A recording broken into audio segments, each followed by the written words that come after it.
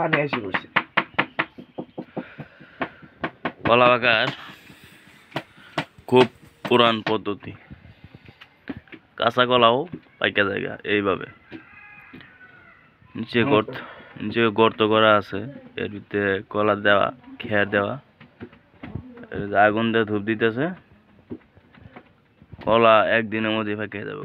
কালকা দিছি, আজকাই কলা উঠামু, তো আপনারা দেখতে পারবেন আমাদের কলার অবস্থা কেমন।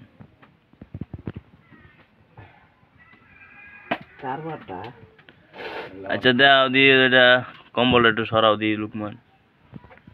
এই যে আমরা ধূপ দিতেছি এইভাবে আগুন দিয়া ধোঁয়াটা সম্পূর্ণ ধোঁয়াটা ভিতরে প্রবেশ করে। আমরা এর ভিতরে কোনো রকম কোনো মেডিসিন দিই না। মেডিসিন দিলে যায় কলার একটা রাসায়নিক খাইলে ক্ষতি হইব, আমরা ওই জিনিসটা করি না। আমরা করতেছি কি, এই যে দেখেন মাটি উপর দিয়ে চাওয়া দিয়ে ভিতরে গর্ত কইরা কলা দিয়া এই যে ধূপ দিই, তো সম্পূর্ণভাবে আমাদের কলাটা হালালভাবে হবে। কোনো রকম পার্শ্বক্রিয়া প্রক্রিয়া হবে না, যে খাইলে ক্ষতি ওরকম কোনো কিছু হবে না। এটা আমরা শিওর দিয়ে বলতেছি। আর এই কলাটা যারা নেবেন আমাদের কাছে অর্ডার করেন, আমরা পর্যাপ্ত পরিমাণে দিতে পারবো, একদম হালাল, কোনো রাসায়নিক দ্রব্য ছাড়াই।